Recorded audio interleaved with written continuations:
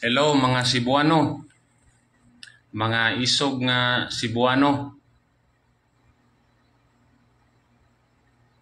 Naatay 3 viewers.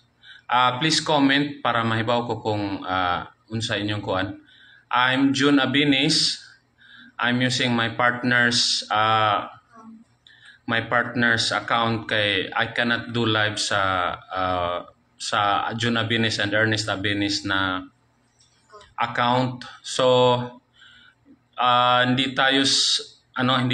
ako masyado ma-uptick sa live, but I have to do this before they will delete or shut down my account.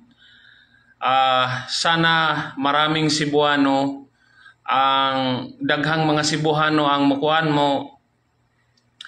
join karon there is a Cebu People's Indignation Rally. O ako isa sa lead convener kagabi 12 a.m.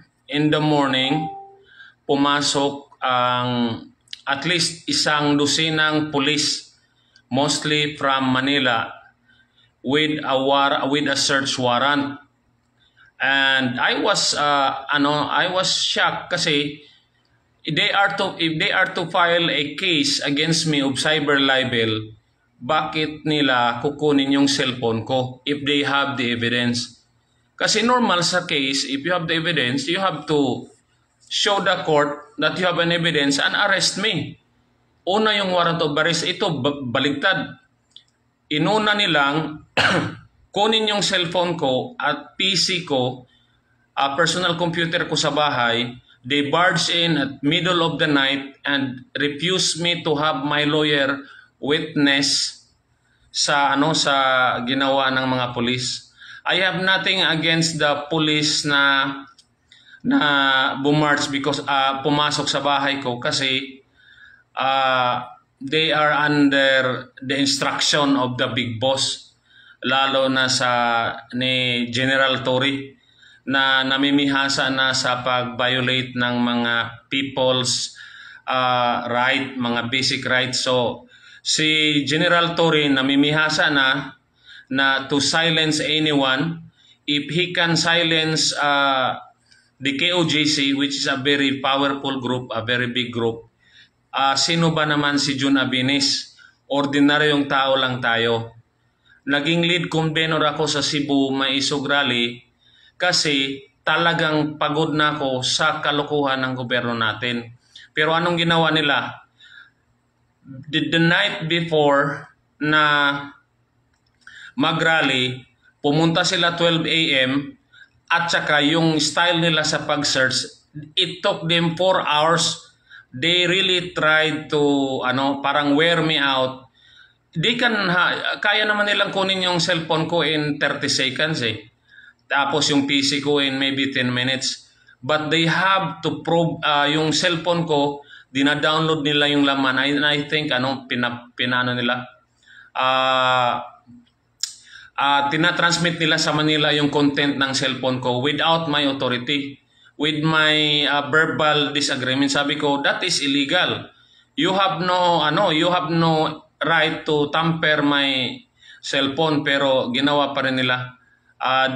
Pumasok sila, kinuha yung cellphone ko, sinaksak sa laptop nila, dinownload yung mga laman. So basically, my cellphone was tampered. Dapat ebidensya yun If I really committed a crime against General Torre na human rights violator, bakit kailangan nilang kunin yung cellphone ko, magkuha pa sila ng search warrant if they can just file directly a cyber libel against me if they have the evidence? So ang ginawa nila, they did a search warrant. They issued a search warrant in the middle of the night before the rally, knowing I was one of the core group, para lang hindi mapagbigyan ng mga Cebuano na makapag rally. Kasi yung mismong grupo ko sa lead convener puro volunteers. tulad ngayon, hindi pa ako nakatulog kahit isang oras, kahit 30 minutes, hindi ako nakatulog. Kasi I feel violated, I feel harassed, I feel disrespected. And wala na ni paglaong nga nasod. They will harass anybody. If they will harass PRRD, if they will harass Inday Sara, sino ba? Kinsa man si Jun Abinis. I'm not crying dahil naawa ko sarili ko. Naawa ko sa mga Pilipino. Mas naawa nga ako kay Tatay Digong. Mismong mga pulis na tinulungan ni Tatay Digong, walang ginawa. Ang mga pulis natin, karamihan duwag. Kinsa man ang mulaban sa Pilipino.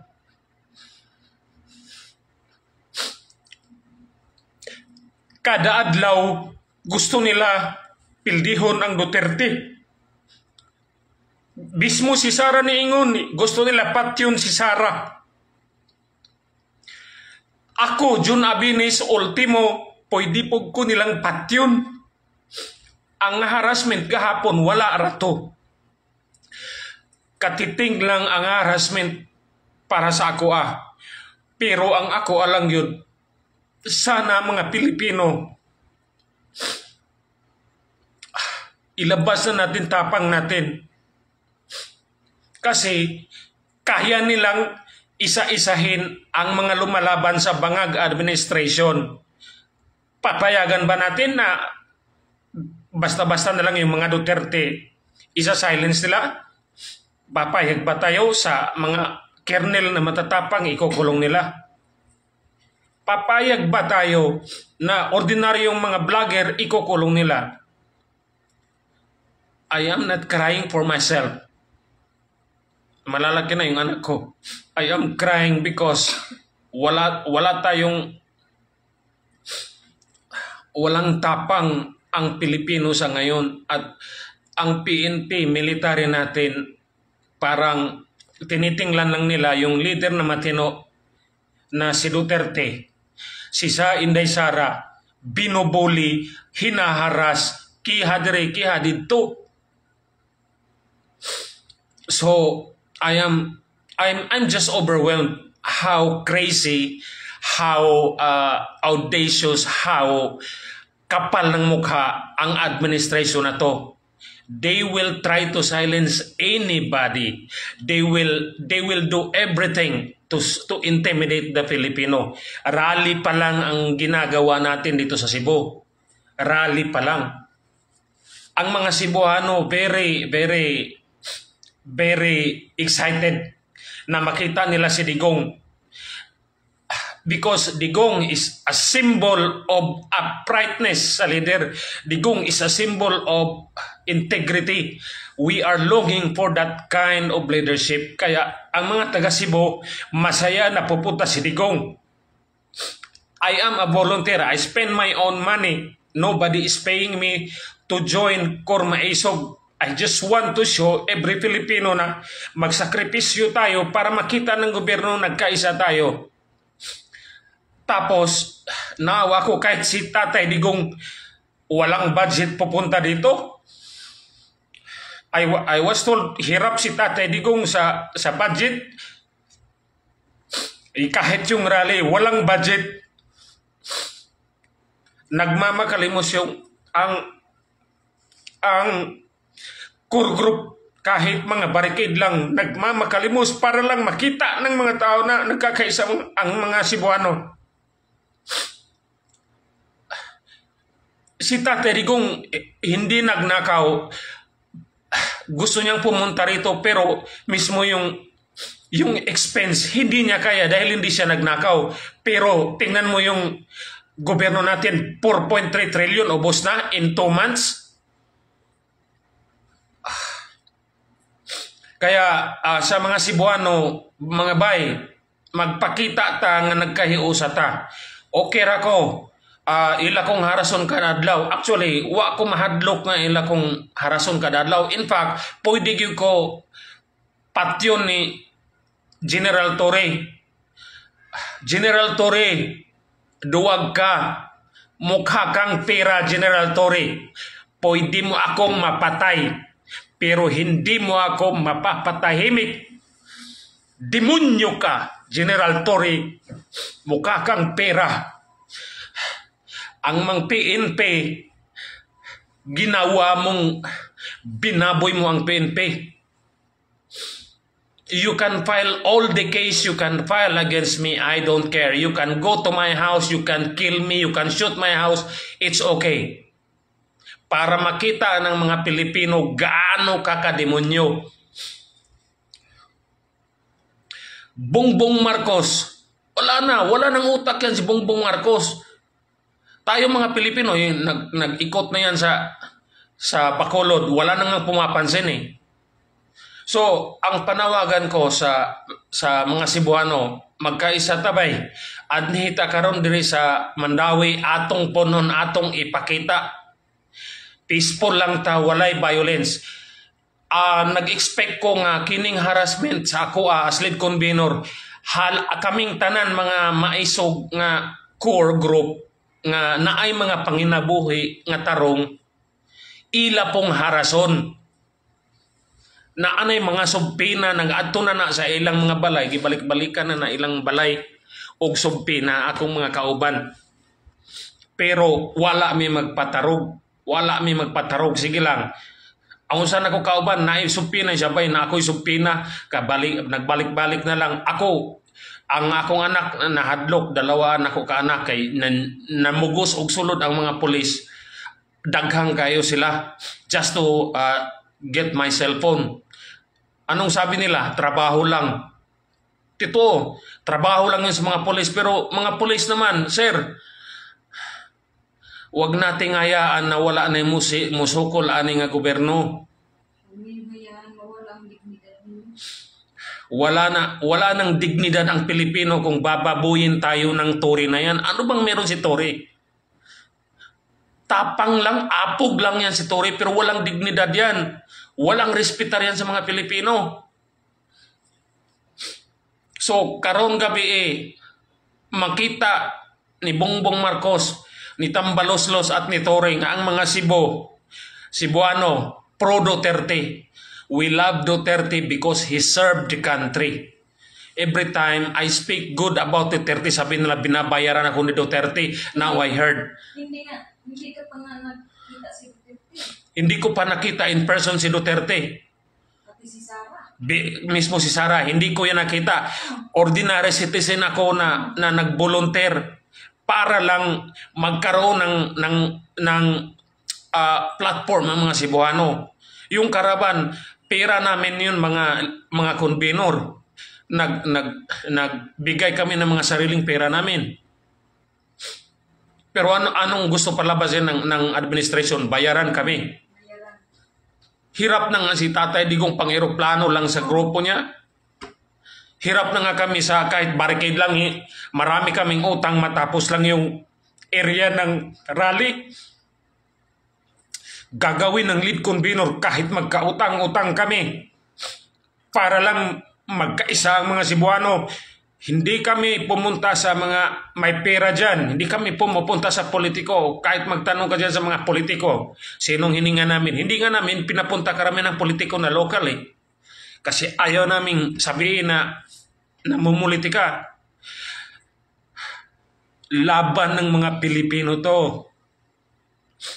Araw-araw may namamatay na mga bata, mga babae, mismong mga pamilya, kinakatay ng mga tatay nila dahil sobra na dami ng adik. Tapos sasabihin nila Marbella Torre na less ang crime, 60% lower.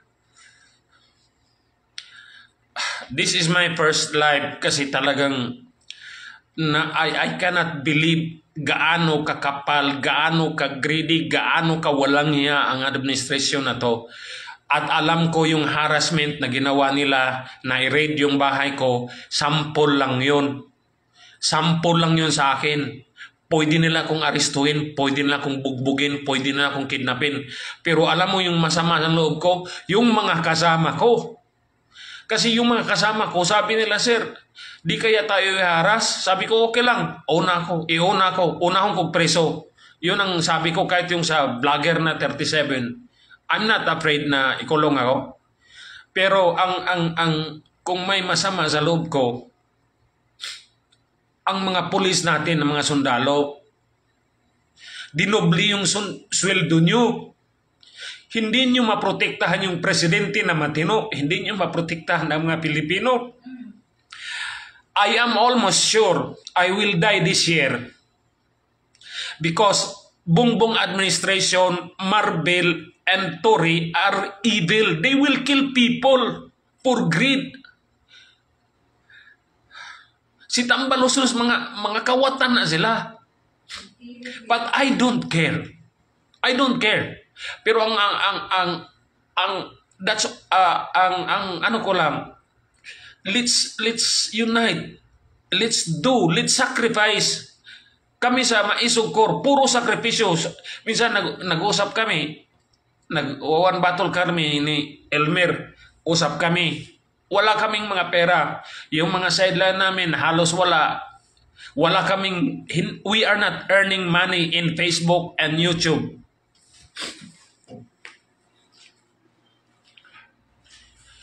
So, sa mga Cebuano, mga boss, mga bay, atong puno ng Mandawi, atong ipakita sa tibuok Pilipinas nga ang mga Cebuano tag pro Duterte dili tungod kay pro Bisa, pareho tang Bisa, pro Duterte ta because nang hanap ta og leader nga isog og mo serbisyo sa tao.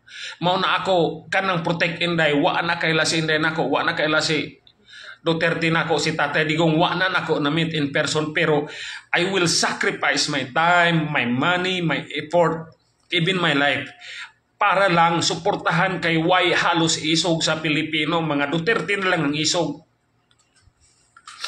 Isog man sab ko, pero mas isog man yung Duterte mo. Bitaw nga, dapat ato silang suportahan. Si Tatay Digong, wala na ikusog.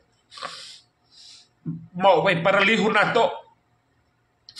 Unsa pa man gusto na to isulti ni Tatay Digong sa ato ang mga sundalo, mga pulis. Unsa man nga klase nga hangyo, anong klaseng pakiusap ni Tatay Digong para matauhan ng Pilipino? Anong klaseng pakiusap? I don't care. Sa akin, okay na, I decided to dedicate myself on advocacy for Philippines kasi wala na tayo pupuntahan ibang lugar, isa lang bansa natin. Pero sa mga pulis naman natin, grabe. Ang mga pulis, hinaharas yung matitinong tao. Pero yung mga adik, naglipa na sa lansangan. So, I think that's my message sa mga kami dito sa Luzon. Tingnan nyo ang Cebu, nagkakaisa kami. Kahit hinaharas kaming Maisog Corps Group, it's okay. Patuloy kami. If one of us will die, that's okay. 120 million tayong Pilipino. Pwedeng pumatay si Bangag, si Tambaloslos, at si Tory. Pwede ang pumatay ng 10, pwedeng pumatay ng 100, pwedeng pumatay ng 1,000, pero 120 million tayong mga Pilipino. Payag na ako, una akong tirahin nila. Maligo na tayo. I live a full life. Hindi ako mayaman, but I have experienced life. Tama na yun sa akin. Pero ang masama sa loob ko, na parang nag-aantayan tayo, sino bang tatayo? Sino bang lalaban? Sino ba yung puprotekta? Puro na lang tayo Duterte. Puro na lang tayo Duterte. Kaya nga dito sa Cebu, nag-usap kami ng Maisog Corps Group. Sabi ko, okay, let's elevate this movement. Kasi panalo tayo sa social media. Kaya nga tayo sinasilent eh. Hinaharas tayo. Pero yung social media can only do so much. the true thing that can make change is action. Kaya pupunta tayo sa kalsada. Kaya last Sunday nagkaraban tayo dito sa Cebu. At ngayon ngayon mismo I check parang umuulan. But I think Cebuano will still come. Pumunta nga si Tatay Digong kahit hindi na halos makalakad dito sa Cebu, pupunta pa rin yung matanda just to inspire us. From Mindanao to the airport to the rally. Kita mga Cebuano, dili ta makabaktas kutob Mandawi to prove ourselves nga nagkahiusa ta. Ang ako ara, makita lang ko ni Tatay Digong nga isog gihapon ug makasagit ra kog Duterte. Good na ko. Makita lang kong mga Cebuano, bisag 10,000, 20,000, happy na ko.